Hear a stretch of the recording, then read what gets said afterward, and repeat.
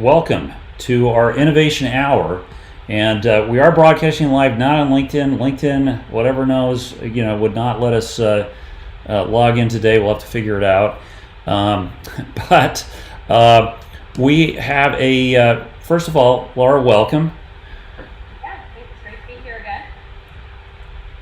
And let me do one quick change here. I'm going to, so I hear everybody, and if you could introduce our very special guest while I just make a quick arrangement for our sound broadcast, that'd be terrific.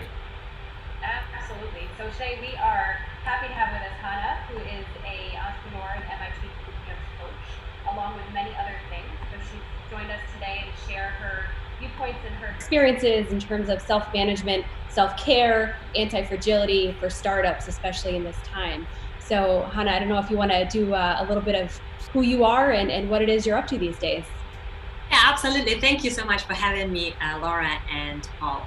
My background is mostly connected to technology, entrepreneurship, early stage entrepreneurship, and now coaching in startups. I started early on with technology transfer, brokerage that helped me understand how technology is being acquired and marketed by large companies, and then made a jump into a digital space with a company that I started myself from scratch, and basically lived the early stage of entrepreneurship from the point of creating an idea to almost closing it down and exiting.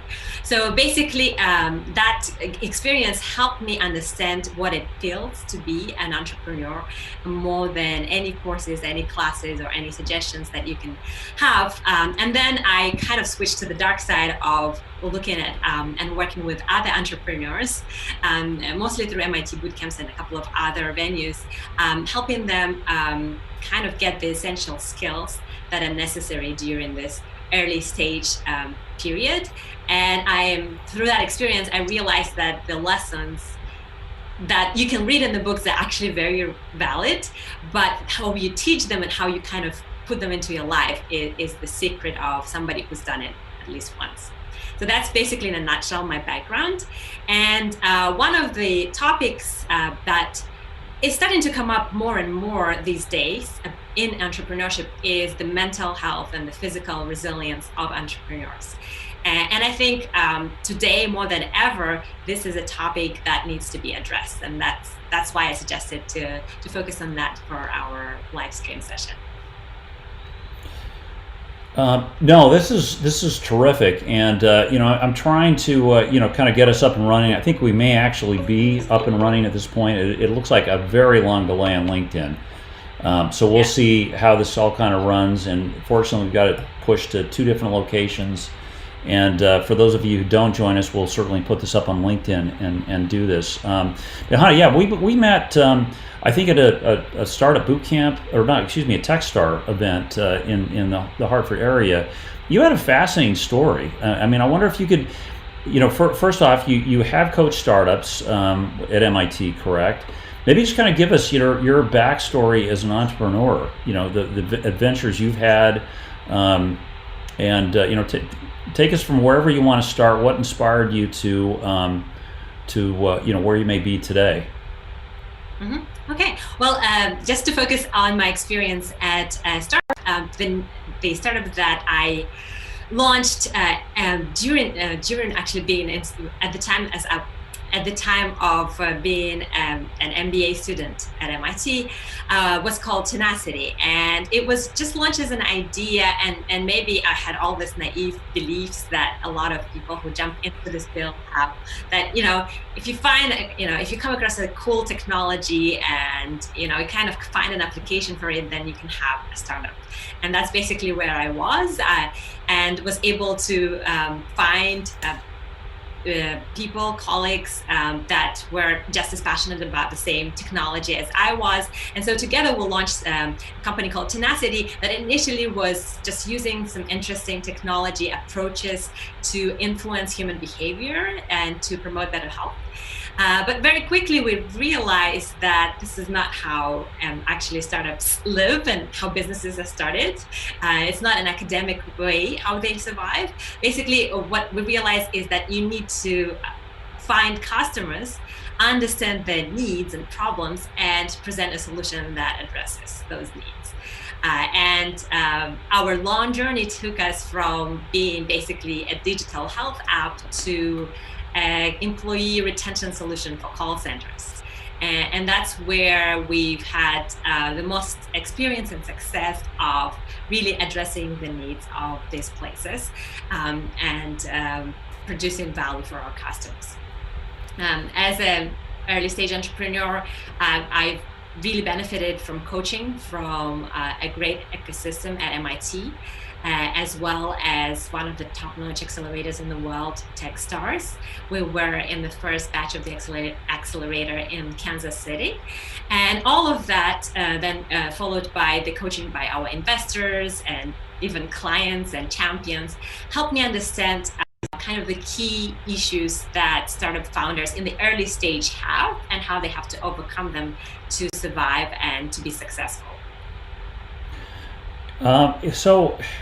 Okay, this is an exceptionally unique time. It's kind of like the asteroid hit us in slow motion, and I think almost every assumption that we had seems to have been like turned on its side. Pivoting. You had a couple of times when you listened, learned, pivoted. What's different about this environment, or is it the same? So that's a great question, Paul. What's different about this environment? Actually, it is an environment that for entrepreneurs is probably a little bit less different than, let's say, for a huge company. During the good times, a startup has very low chances of survival. We know the numbers, survival rates, even the best kind of ecosystems, 70% may have survived after 5 years, and then you look after 10 years, it's like half that number. So basically, your odds of success may not have decreased significantly if you're a startup. We already had very low odds of success. However, this is what I like about sort of the concept of being anti-fragile. That's the concept that was put forth by Nassim Taleb first. And the idea is it's a little different from resilient, because resilient is ability to overcome whatever the situations that's thrown at us. Anti-fragile is actually being able to thrive in situations where there is a lot of uncertainty. And as an early stage startup, I think it's a much better place to be in compared to being a mature company whose business or industry has been impacted in a major way, because you have the flexibility and your fundamentals, your first principles are still the same. A startup survives if they are able to address the problems of their customers, right? So if you are addressing very burning problems of your customers and there is an audience out there for whatever you're trying to do, then you're going to be successful in any environment. What's different for some of the companies, some of the early stage companies, even in the in your incubator, Paul, right? They already may have clients, right? And they have identified burning needs of their clients. But this is time of tremendous change.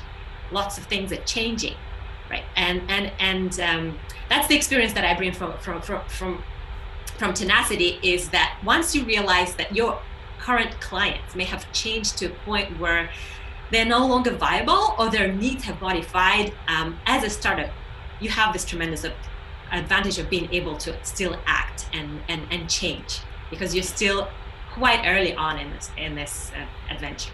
Yeah, I would say, and Laura, to correct me if I'm wrong, I think I look at most of the startups in our program today, and I could argue that the values that they're bringing to the table are probably more relevant today than they would have been even 6 months ago. A lot of it's cloud-based. A lot of it involves different ways of interacting, remote sales process or lead generation. Should I use this time? How do I I guess what do I do with make the most of my time? If I had one or two clients, maybe you could advise me. I've got one or two clients; they're a little distracted. Um, do I focus on the clients I do have? Do I spend time reevaluating and repositioning my company value proposition to reflect all the social distancing exercises we're going through right now? Is one more short-sighted strategy than another if I had to pick between the two? That's a great question. And just to take it to a bit higher level, obviously it depends, right, on your company. But the question is, do you hustle or do you huddle?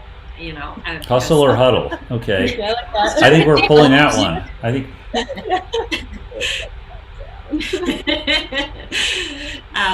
Actually, I kind of stolen this dilemma from our common acquaintance, Layla, running at Techstars Accelerator with Stanley and Black & Decker, because there are advantages to both. Like, you can try to preserve cash and resources and be really mindful, or you can try to really run really fast and try to figure out things. And I am leaning toward the hustle, because this is a life-changing event for every single person and entity, but it's not affecting all of them at the same time. So even if your current clients, are not experiencing a lot of changes, they will over time. So the faster you can discover the burning needs and problems that are emerging from this new landscape, the faster you can react. And I remember some of the companies that I met or heard of from your incubator, back a couple of days ago, so a couple of months ago. It just sounds so long time ago. It seemed like, they're going to have a hard time struggling. It's an uphill battle, because there's a lot of obstacles. There's a lot of interest that are already kind of having a good time with the current situation. Like, for example, in telehealth, right? You have a startup that has a solution for physical therapy, and I'm like, it's a really difficult struggle, because the current clients already have a solution for that. But now they don't, all of a sudden they don't. And so that's like an amazing, tremendous opportunity to act fast. But it would be a mistake to think that you can use exactly the same mindset and solution for the current situation, because it's not exactly the same. Your product was designed for a situation that did not envision everybody being in lockdown and then, really slowly recovering from this. So it's very important to understand how, even if your clients are becoming more acutely aware of the need for your product, how their need is changing, because it is changing. Yeah, absolutely. Now, from your past experiences, is there something that stands out to you that you feel as though the startups should hear right now? Could be anything. Yeah, definitely. I think, and I think the title of this conversation was self-care. And that's something that's really hard to fit in with the idea that you need to hustle even more or work even more. But the reality is, as a founder myself, I have been very close to burnout several times. And the only resource we have, especially as founders, is ourselves, right? It's what we do every day ourselves that is going to generate all other resources, all other opportunities. And so maximizing yourself, maximizing your own efficiency is the only thing that you can do that you really have some control of. But because this journey is not a sprint, it's a marathon, you need to think both short-term and long-term. So, nothing's going to kill you over a period of 1 month, but things can definitely accumulate and kill you over a period of a year or two if you don't take care of yourself. And self-care as a startup entrepreneur may be something that wasn't very popular just a decade ago. Now it's getting more attention, but I think we need to talk about it a lot more. And I think that would be something that I would think of really proactively. How do I maintain mental, in this case, in this situation, mostly mental resilience, but also physical resilience to continue working in this highly uncertain and stressful environment? some of the tips that I have developed for myself and I have found other startup entrepreneurs using are very simple things. I don't personally believe in behavior change, but I believe in hacking your behavior. So one of the things that you want to do is start the day with optimizing it for the most possible energy that you can have by doing the things that actually give you that energy. And the secret here is it's very different for everyone. Like for someone, it could be going for a run or meditating. But for me, meditation doesn't work. So for me, I do, during the good times, when I don't have my kids in the house all the time, I do journaling and yoga and like a longish shower. And that really puts me in a place where I can maximize my energy for the day. If I don't do that, I can have a day that is not nearly as productive. So it's basically a loss. Whatever the time I invest in doing these basic things is always has a good ROI, because it then gives me a lot more energy to do things. And it's pretty simple, but it's something that you kind of have to practice. So even on, when you're really tired, you kind of get into this groove, and it does give you energy. And like I said, it's always different for everybody else. It could be something, completely different. Another thing that I think is helpful for self-care is to, especially during these uncertain times, is to move from the mindset of setting goals to the mindset of basically instilling systems in your life that help you to achieve goals. Goals cannot be effective because we are unable to predict a lot of things. So whatever the goals you may have been setting, like getting 5 clients or 10 clients by X date, is now all up in the air. But the activities that you need to undertake to maybe achieve those goals or other goals you have, they're kind of the same. So instead of focusing on the end goal, focusing on the process that would have gotten you there is another mental trick to keep yourself sane and especially motivated in the uncertain times. Because you may not hit them, you're for sure not going to hit the goals. You're most likely not going to hit them, but maybe you actually overperform. But in any case, it's not the best way to look at things during the times of uncertainty. No, that's really, really good advice. And I can certainly tell you from my own family experience, everybody has different, even the same house, I think we all are right, have different ways of coping with being locked up in our houses for an extended period of time. Hannah, you've obviously worked in a number of different communities and different startup communities, and you tell me again, how long have you been in the actively involved in the Hartford ecosystem, and what are your prior to COVID? I mean, what were your impressions? So my experience with the Hartford innovation community is very limited. I actually started. When I met you, Paul, in December, that's basically when I started reaching out. And within just several months, it was amazing to be able to have access and ability to meet people who care and are really active parts of this ecosystem. So that was an amazing experience compared to any other place like Boston or New York, where it takes so much longer to meet people and to get acquainted with the programs. I think that my impression prior to COVID was that it's a community that really cares to make a difference and to advance as a startup community. So you picking up all the best things that everybody else is doing and just running with them with a lot of optimism, and that was my impression. Again, okay. It's kind of, maybe it has a bit of a, let's say, a selection bias, because obviously since I was able to meet with some people that were the most enthusiastic and the most optimistic and the most excited about the community. And I think even post-COVID, this is not going away. This is the advantage of not being a really large city and luckily not being hit as hard as other cities, that you still have the combination of what the city brings, the community, the social connection, but also a lot more of the safety of being in the village, right, in the country. I like to say the village because that's where I live in Gurleyville Village, and the experience of being in this pandemic is very different. if you live in the country.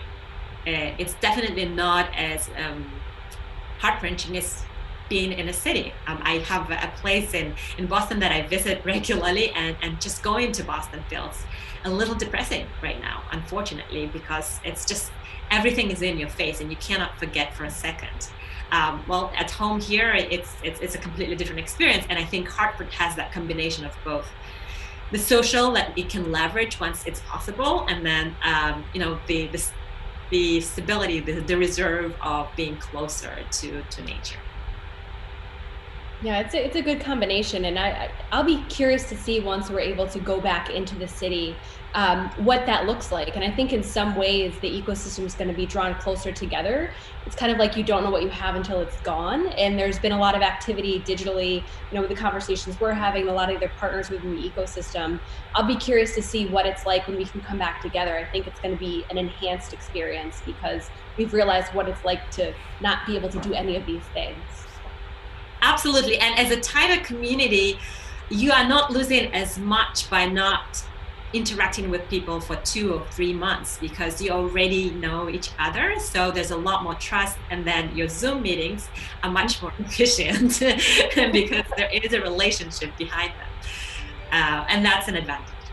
Yeah, well, they are. And, we're obviously trying to, we're reinventing ourselves for this period to figure out how we bring people together like you, to a different audience. And listen, there's some great tools. I think Zoom is remarkable. I think the promise of live streaming through things, platforms like LinkedIn have a lot of promise. Obviously, as we see, it's not that easy to necessarily pull off as smooth as we'd like. But I don't know, Laura, what else should we cover in today's discussion? I think from the viewpoint of a startup.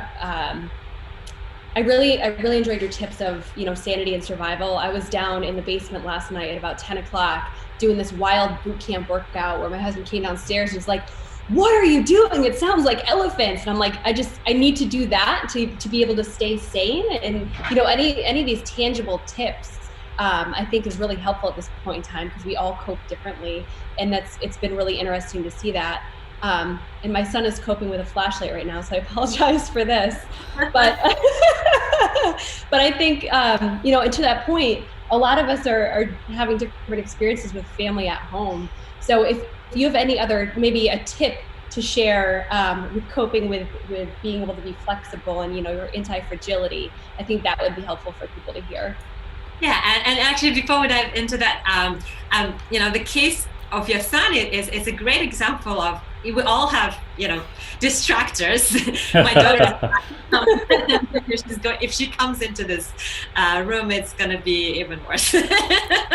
But the point is, we're all humans, right? And we're all kind of living the same experience. So it doesn't bother me. I can relate. Anybody can relate to what you're experiencing. It's not odd.